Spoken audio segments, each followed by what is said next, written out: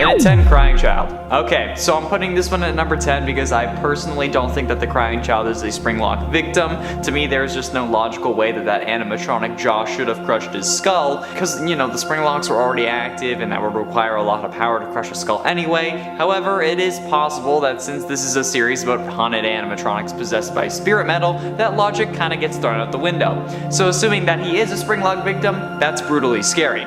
Being thrown into an animatronic's mouth and crying so much that you make the jaw snap onto your own skull, killing you instantly? Holy crap, that is nightmare fuel. That's why some people are scared of robots or animatronics, and while it may not be realistic, the possibility of it happening is still horrifying to say the least, especially since not even that long ago he lost his sister to Circus Baby, and that's pretty messed up. And I'm sure that Michael, who put the kid in his mouth, as long as, you know, I'm wrong about my theory, he'd be scarred for life. And I think I would be too. Before we move on to number 9, can you do me a favor and smash that like button and subscribe if you haven't yet if you are looking forward to this list. I saw a load of comments asking for it, so this better not flop. If it flops, so help me, you will all have a reckoning. The more likes we get, the more likely we are to do a part 2, and it also helps us against the algorithm almighty and lets us grow the channel, which means more cool vids for you, so you know, it's a win-win, so thank you. And at 9, The Twisted Ones. The Twisted Ones novel starts a year after The Silver Eyes ended, with Charlie in university. One day, however, Clay Burke comes to see Charlie, and for some reason brings her to see a corpse with familiar wounds. This could either be because she would recognize them, or because she was working with the police, or because they had to advance the plot. I don't know, I haven't read the original novels, but I want to. However, looking at the wounds, she confirms that they are in fact a Springlock failure, meaning that we have an unnamed Springlock victim in the Twisted Ones novel. If this character does have a name, like if it's revealed in later down the line or something, please let me know, because I couldn't find one online. However, while this may seem insignificant to you, the real horror of this number comes from what it signifies. This Springlock marks the return of William Afton, since at the same time, Clay also tells her that a blood sample they took from Afton showed that the body was a fake, or at least it was fake blood. The return of a killer, and the purple guy of all of them, that's pretty damn scary if you ask me. And at 8, The New Kid. Continuing with the theme of FNAF books, what about the story The New Kid from 1:35 AM, the third Fazbear Frights book? The story revolves around Devon, Mick, and Kelsey. Devon and Mick are outcasts. They aren't popular, they aren't cool, but when the new kid Kelsey arrives at their school, they make a new friend, despite Kelsey being charismatic and adored by everyone else in the school. Over time though, Devon grows jealous of Kelsey, since Kelsey has everything that Devon wants. So in an act of revenge or to gain control, because you know that's kind of serial killery, Devon hatches a plan to lure Kelsey to an abandoned Freddy Fazbear's to trap him in a Springlock suit for a couple hours, to try to humble him, I guess. But the plan goes horribly wrong. After getting in the suit, the Springlocks fail, as expected, because you know this is a FNAF book, causing Kelsey's blood to soak into the fur of the animatronic and pull around the ground. Devon and Mick leave Kelsey for dead so that they won't get in trouble, but something doesn't feel right. So a week later, Devon returns to make sure that Kelsey's body is still there, for some reason. He sticks his hand into the animatronic's mouth to feel if it's there, and snap! The Springlocks fail yet again, as per usual, and Devon gets his hand stuck inside the suit and bleeds out, but not before seeing a body in the suit, but with black hair instead of Kelsey's blonde hair. If that's not scary, then you need to go see a doctor, because that's bone chilling. That's messed up. No. And it's 7, Michael Afton. This relies on heavy speculation and assumption. However, if the entered enema is truly what killed Michael's body, then could it be considered a springlocking? We don't really know if the Funtime animatronics have springlocks, but we can assume that they do thanks to their moving parts and abilities like a giant claw that goes out and stores items. But this would also mean that Ennard would have at least some of those same parts. So if the Funtime animatronics that were made around the same time as the original Springlock animatronics used similar parts or techniques, which is likely, that means that Michael Afton would also be a Springlock victim. We don't need solid proof since this is a possible Springlocking victims list, so proof of possibility is all I really need. And honestly, I think that this would provide a good explanation as to why he turned purple, since people who die don't turn purple. Instead, if they rot, they would most likely be depicted as green, especially when another major character is linked to the color purple. So, if that is indeed bruising, it would make sense if the Springlock mechanisms were hurting him from the inside out. And at 6, Grim Chica. The first Springlock victim in the Final Night series, Grim Chica is a primary antagonist in Final Nights 3 Nightmares Awoken. Unlike others, she is not a Reaper animatronic. Grim Chica holds a strong appearance to the Springlock suit on the poster in the Night 3 cutscene, but her faceplates are very hard to spot and she's almost entirely purple. She really resembles Toy Chica. The glowing accents inside of her resemble a human corpse. She lacks a bib unlike the original Chica, and her overall body is very slim like the original Toy Chica, except for her hips, which appear to be much wider. Got the baby birth in hips. I regret that immediately. And she lacks shoulders or upper arms, with her forearms protruding from her armpits. Grim Chica is also revealed to be a Springlock victim in the museum level, saying, quote, "A victim of a Springlock failure, forever forced to haunt the suit she is wearing, now being manipulated by your sister and mother. Tried spray on tan, still very pale." Why is that so relatable to me? Like, no matter what I do, I'll always be pale and pasty. Not the whole being manipulated by your sister and mother thing. That's weird. But like, I'm okay with forever being pasty. However, I did rank this above Grim Foxy because, like, it's Chica. And look what they did to my girl Chica. I'm sorry, Mommy Kentucky, for the transgressions. Halfway through into number 5, Shadow Animatronics.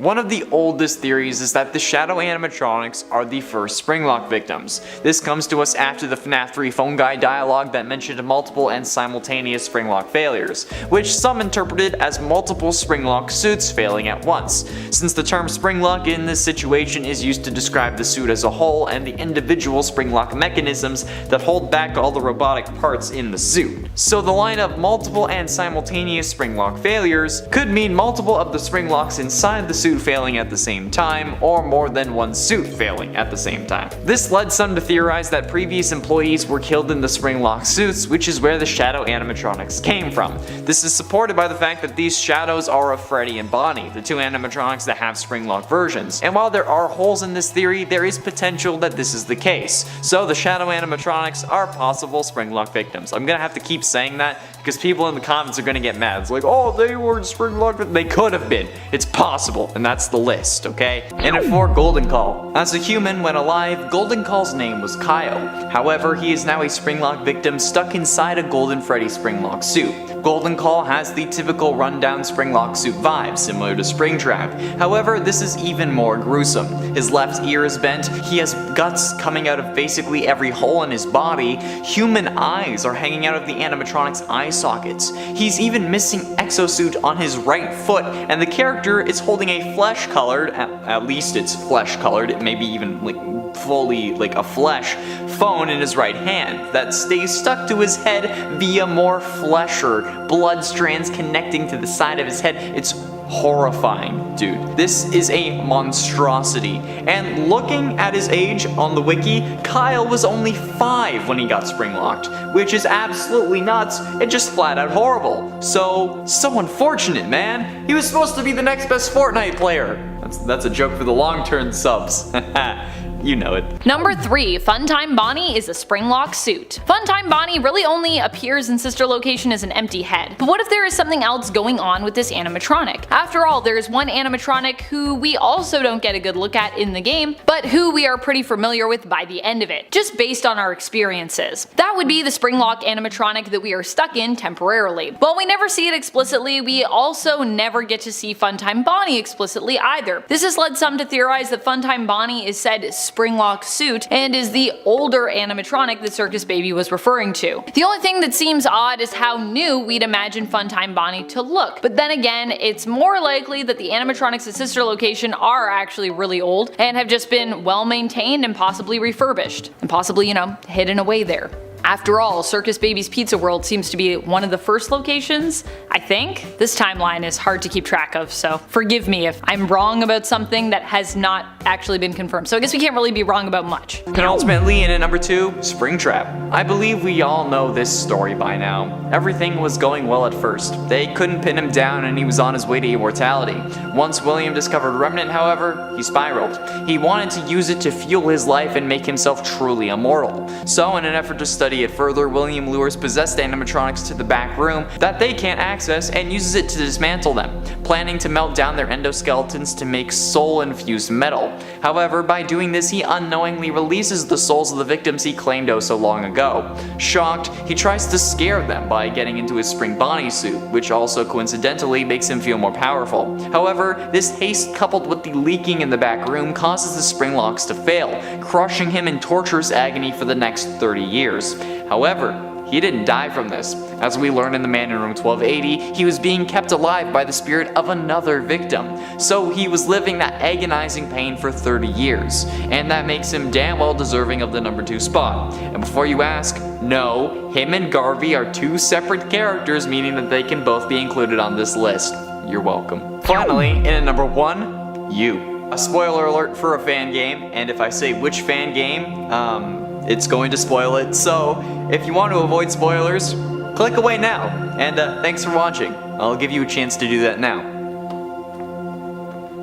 Okay, now that you've prepared for spoilers, A Shadow Over Freddy's is a FNAF fan game created by FizzNom on GameJolt. It released on April 25th, 2018, and since it was made by the same guy who is currently working on FNAF Plus for the Fazbear fanverse, you know it's bound to be good. The gameplay of A Shadow Over Freddy's is a hybrid between a traditional point-and-click game and a free-roaming horror game. The player wakes up to find themselves with no memories in a black and white abandoned Freddy Fazbear's Pizza, and is tasked with surviving 5 nights in escaping the restaurant. The player is given a different task each night and must complete said task before 6 AM and without being attacked by any roaming animatronics. However, the ending of the game has you getting trapped in a Springlock suit and left to rot, meaning that you are a Springlock victim, which is probably the scariest victim of them all, cause I don't know about you, but I'd rather not get Springlocked. Although I know there are plenty of you that would just love that. You'd fill the suit with liquids that aren't blood, and that's messed up. Like, I'm not one for kink shaming, but yeah, there's kinks, and then there's like being killed, you know? I don't know how else to put that. And at 10, William Afton. Again, could William have suffered a Springlock failure before getting trapped in the Spring Bonnie suit like we see in FNAF 3? It's possible, and it certainly appears like that's the case in the FNAF novels, since William is described to have scars that are consistent with the Springlock failure before becoming Springtrap in the novels. So could it have happened in the games? Could William have been the reason the Springlock suits were retired? Since we hear of an unfortunate incident at the sister location, so is that unfortunate incident William? There are plenty of people it could be, but William having to deal with it would certainly get them put out of commission for a time. But with William continuing to use the suit and putting it on when the room was wet like we see in FNAF 3's cutscene, it suggests that that's probably unlikely, but it's still possible. So since this list is possible Springlock victims, I think he deserves to be on this list, at least at number 10, since can we really talk about Springlock victims without mentioning good old Willie Afton? Exactly. And at 9, Henry Emily. Now this is certainly an interesting case, because seemingly Henry has died multiple ways across FNAF canons, with his first apparent death being in FNAF World at the hands of Baby. His death in the novels seems to have happened before Silver Eyes starts, and then he dies in FNAF 6 along with everything else. But could one of these deaths involve the Springlock failure, or something having to do with Springlocks? I mean, maybe Afton offed Henry in one of these realities, or maybe Baby has some Springlock mechanisms inside her when she killed Henry. Hell, maybe Henry just climbed into the wrong suit at the wrong time. It's a question that we don't really pay attention to because, well, Henry's death doesn't mean much to the story, unfortunately, but it's still true. Henry dying doesn't really mean much to the overall FNAF lore, and we didn't even know he was alive until FNAF 6, so maybe for irony's sake, Scott had him bite the dust in a quicker way, rather than just, you know, burning alive, because that sucks. Maybe he wanted to prevent himself from even more severe agony so that he didn't possess something. And at 8, Phone Guy. Phone Guy's death is one of the most mysterious deaths of all. We hear him die in FNAF 1 on night 4 with the sound of multiple animatronics banging on his doors, but we never really get an explanation as to what happens to him. We know he dies, but other than that, it's all speculation. One of the theories though is that animatronics got him and shoved him into a suit, resulting in a very painful death, especially since at this point the Springlock suits were either still in operation or hadn't been totally removed.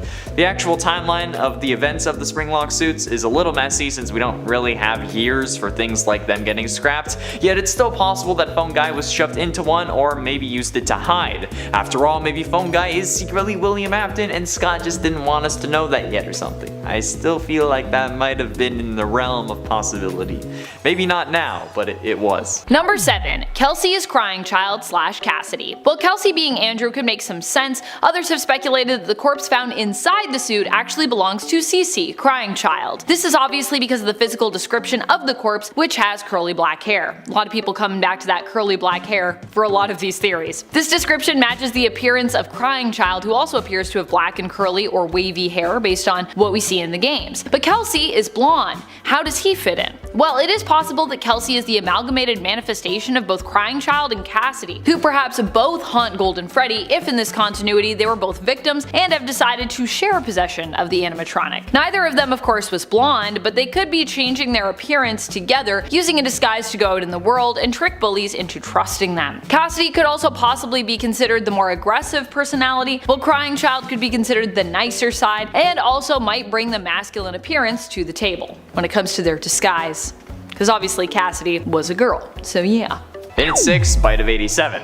The Bite of 87 is such an infamous incident that I can already hear people groaning in the comments. However, what if the victim of the Bite of 87, whoever that actually was a victim of a Springlock failure? It could make sense, since the animatronics had no harmful tendencies before this, so a Springlock failure is a reasonable assumption as to why someone got a frontal lobe removed. And a Springlock failure, assumingly, would definitely provide enough power to do that, since the Springlocks themselves would snap with such ferocity, and would probably circumvent the whole needing more power to do that thing. And if it was Jeremy, it would explain why the animatronics were suspended, because now one of their employees was bit and they had to promote him and fork over some extra cash to make sure that he didn't sue. So overall, whoever the Bite of 87 victim is could definitely have been a Springlock victim. Number 5. Yellow Suit. In FNAF 2 on night 6, Phone Guy's call reveals that he is surprised you came into work at the location, as it is meant to be shut down for a while. He tells you that there was an incident that happened involving the yellow suit in the back, which many have theorized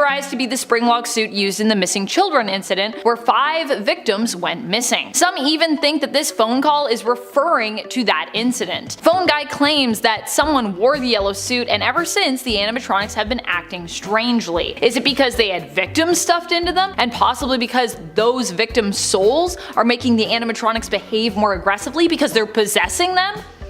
I don't know, but it makes sense. And at 4, Cassidy.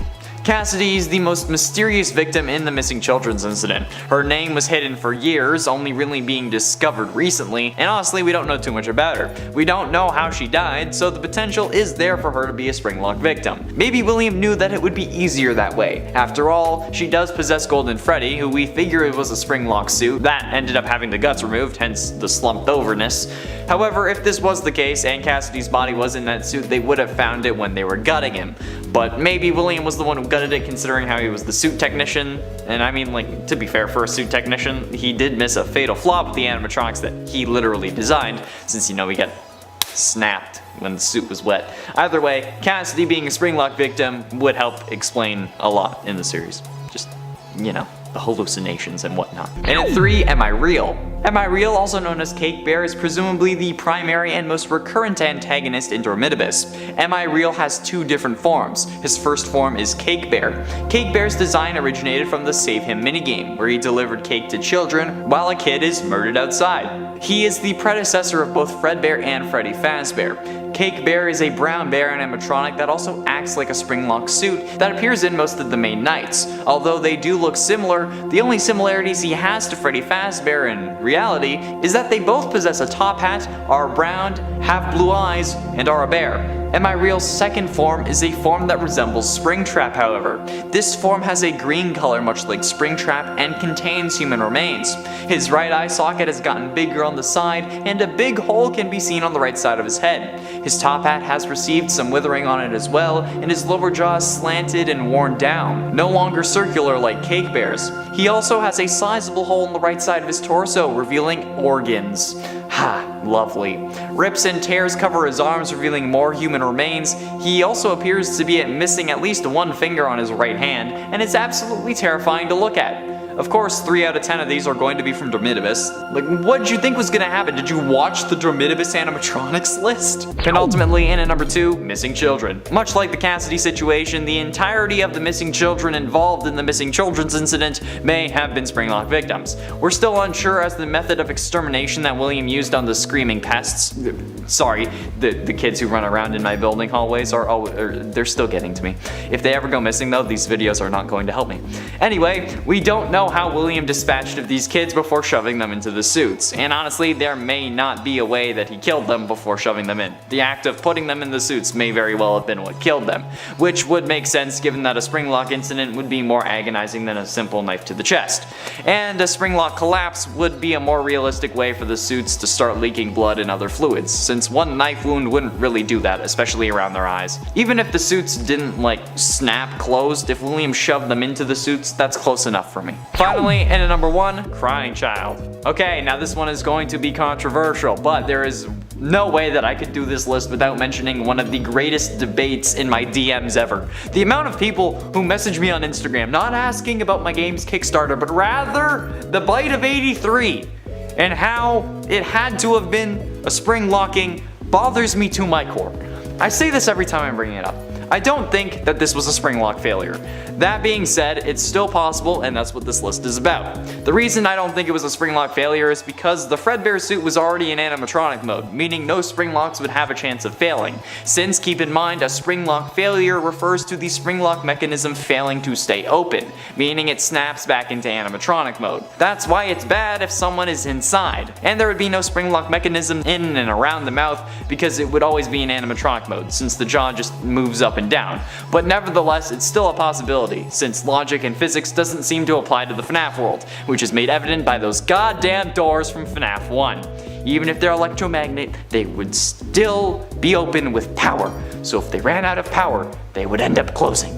Just saying. Number 10. Springlock doors. Something that has come up multiple times over the course of all of these games, a question that still has yet to be answered, is how do the doors open if the power turns off, considering that they're mechanical doors? Well, what if the doors are actually spring-loaded and it's the power that holds them in place, and then when they turn off, they just snap upwards, I guess. The other strange thing in general about the doors is that they slide upwards, not sideways. That just means those straight looking sheets of metal are actually able to curl up somehow, being stored in the ceiling, like a garage door, although I don't think that's what's happening, or that there is a wall directly above for that door to slide into, which would be a lot of convenient wall stacking, especially if this is a one-level building, then it really doesn't make sense. Either way, I can only imagine that these doors would even be capable of springing open if it was the power alone keeping them shut, and that they are somehow spring-loaded to always be open, unless the power is on to push them down. That's the only way we can rationalize the way they work. Maybe this is also why our power runs out so fast as well. After all, I'm assuming it would take quite a bit of force and therefore power to keep them in place if they were spring-loaded. Number 9. Kelsey is Andrew. Kelsey is the new kid in one of the stories from Fazbear Frights, number 3, 1:35 AM. Coincidentally, I think one of my favorite books in the Fazbear Frights series. The story itself is also titled appropriately The New Kid. It centers around Kelsey, who is a new kid at school that everyone likes because he is so friendly and good looking. In the end, Kelsey ends up being betrayed by his new friends that he's made, who try to scare him by taking him to an abandoned Freddy's location and making him dance around in a Springlock Golden Freddy suit, which of course malfunctions, killing him. Later on, one of the friends comes back for Kelsey only to get stuck in the suit himself and see a corpse inside that doesn't seem to match Kelsey's appearance. This corpse is noted as having black curly hair, which led many fans of the books to speculate that Kelsey is in fact the vengeful spirit Andrew, who also appears in another story later on in the book series, The Man in Room 1280 from the 5th Fazbear Frights book. In that story, the vengeful spirit, whom many believe to be Andrew, one of the spirits that possesses the Stitch Wraith, appears as a dark boy with curly hair wearing an alligator mask. With a description of his hair matching that of the corpse found inside the Springlock Golden Freddy suit, it's easy to see why people think Kelsey is Andrew.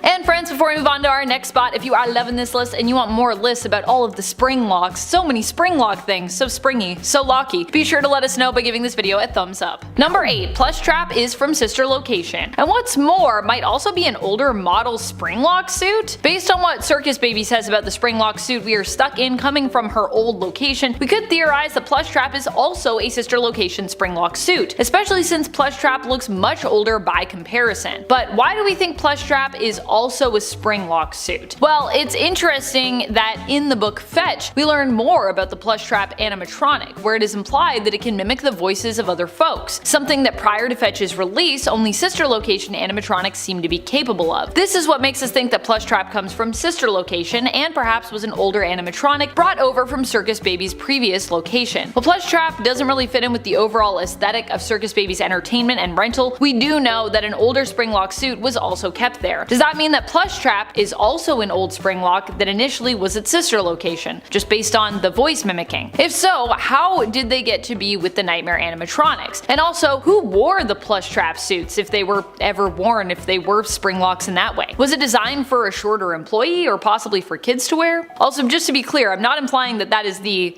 Springlock suit that we are in sister location when you're playing the game, because yeah, I don't know how tall Michael Afton is, but I don't think he's as small as plush trap. And at 7, Grim Fredbear. Grim Fredbear is one of the antagonists from Final Nights 3 Nightmares Awoken. He's only active on Night 5 and found in the left hallway. Grim Fredbear resembles the normal Golden Fredbear suit, only with his suit glowing a deep purple while the interior of the suit glows a bright white. His upper face appears to be torn off, including his eyes, leaving an empty, hollow, gaping hole in its place. The inside of the mask, though it appears like there's nothing really inside, actually conceals a white, pale human head that can only be seen during his jump scare. And before you ask, yes, it's mine. The animatronic is clearly meant to be a reference to Shadow Freddy and the theory that the Shadow animatronics were Springlock victims, which was later confirmed by Scott to be false when stating that William was the only victim of a Springlock failure. And in the museum level, which unlocks after Night 5, it is revealed that Grim Fredbear is a Springlock victim, saying, quote, another Springlock failure victim, the second generation of Fredbear. Number 6. Shadow Freddy and RWQFSFASXC. I think I said that all right. This theory, I believe, has been debunked, so just a word to the wise about that, but I still thought it was a pretty cool theory that existed, and I personally like the sound of it. I think it's a neat theory, hence why I'm gonna share it here with you, even though it's been discredited. But just know, we know that. The theory posits that Shadow Freddy and Shadow Bonnie were both victims of a Springlock failure. Phone Guy talks about the sister location experiencing multiple and simultaneous Springlock failures, leading some fans to think that might explain the Shadow animatronics we see and what exactly they are. Spirits who are attached to the suits that they died in, but were for some reason unable to fully possess them, instead becoming a shadow-like version of that animatronic. I just think it's a cool idea. I mean, shadow animatronics are so mysterious to me, so when I find cool stories that could explain how they work, their theories, I love them. Halfway through into number 5, Garvey. A psychopathic, cold-blooded killer. He stopped being human long ago. That's how Garvey is described in the extras of Dormitibus, the game from which he hails. Garvey is the penultimate antagonist of Dormitibus, and as a human, he was the man who murdered the missing children. He later went on to get trapped in Spring Bonnie, becoming Springtrap, and then was burnt to a permanent death in the Fazbear Frights fire. Garvey is a more gory version of Springtrap from FNAF 3. However, he is not William Afton, as the game was released before the name reveal, even before FNAF 4. Springtrap, but with hardly any exosuit or animatronic casing, whatever you want to call it. He crawls on all fours and uses his left hand as a foot and his left foot as a hand, like some demonic monkey from hell that Satan didn't sanction the creation of. Just look at this thing and tell me that it shouldn't be on this list. If you do, you'll be lying. Number 4, Bite of 83. We know that Fredbear was the one behind the Bite of 83 based on the minigames we see in FNAF 4, and we also know that CC was the victim of said bite and eventually died of his injuries. But what we don't know is why the bite happened. However, if you look deep into the lore surrounding Springlocks, it feels like a no-brainer here. Sorry, no pun intended, crying child. Sorry about that. We already know that Springlock failures have pretty much been an ongoing problem since the creation of the suits, and we also know that Springlock failures on a massive scale eventually got these kinds of suits retired. So what if the Bite of 83 was the major beginning of that? What if the bite happened because of a Springlock failure itself? All the clues seem to be pointing us in this direction. A technical issue is the only real explanation, as the animatronics themselves seem to have not been inherently malicious, not until they were bonded with spirits which lingered inside them, making them vengeful. And so if there wasn't a spirit in there, then we must assume there was a technical error, a Springlock malfunction. Getting close to the end into number 3, Kelsey. Kelsey is in essence the main antagonist of the Fazbear Fright story, the new kid from the third Fazbear Frights book 135 AM. Kelsey had just moved to town and ends up making friends with the protagonist Devin. Devin ends up getting jealous of how much everyone loves Kelsey, so he hatches a plan with his friend to trap him in a Springlock suit for a few hours. However, when they unleash their plan, the Springlock suit fails and kills Kelsey. At least, so they thought. Since a week later, Devin returns to make sure Kelsey is still there, for some reason, only to find a different body in the suit. He knows that it's someone else because the hair color's different, and then Devin gets stuck and bleeds out, only for the story to cut back to Kelsey meeting 2 more kids at his new school. This is an interesting story because while Kelsey did get springlocked, he ended up being fine. So what happened? Some think that Kelsey is a ghost, while some think that he's the one you should not have killed. But no matter what, we all feel like there is a high possibility that Kelsey was a Springlock victim, at least when they were alive. We don't know how and we don't know when, but it's a definite possibility. Number 2. Springlock suits were designed to malfunction. You have to wonder, when you learn how easy it is for a suit to malfunction, if the suits themselves were ever actually made with the intention of functioning in a safe manner. It seems more likely that they were made with the intention to do harm. The spring locks can malfunction if not wound up securely and properly before the wearer dons the suit. Not winding up the springs properly can result in them simply going back to their original position, impaling the wearer. The thing that I find very suspicious is how a small amount of moisture, such as that which comes from heavy breathing or even just moisture in the air, can cause the spring locks to completely loosen. These are also suits that you'd think were intended for you to move around in, acting as the character you were dressed up as. And yet in Sister Location, we are warned not to move too much, as this can actually set off the spring locks, implying either the locks were not at all secure when the suit was put on us, or that they are so temperamental that basic movements could set them off, never mind jumping around, dancing, or in general performing as the character that you happen to be dressed as, which is what I'd assume would be expected normally of an employee donning a mascot suit. Number 1. Henry sabotaged the Springlock suits. We don't really have a lot of clearly defined lore from the games that lets us know who really made all of the animatronics between William and his business partner Henry. In some continuities, it's implied that William is more the inventive one, whereas in others, William is more business savvy and Henry is more robotic savvy. It could be possible that the two were actually a little bit of both. I think that makes the most sense just based on everything we've learned about them. If this is the case, who's to say that Henry wasn't the one behind the Springlocks, and perhaps after losing his daughter, sabotaged said Springlock suits while in a vengeful state. When William, however, did not die from Springlocks impaling him, Henry had to resort to other means later down the road, like what we see in Pizzeria Simulator, with him rounding up all of the former animatronics and then burning the place to the ground. Or potentially with Henry being behind the burning down of Fazbear Fright, which also was a suspicious thing that happened, and we don't really know who's behind it, but I feel like Henry could make sense there.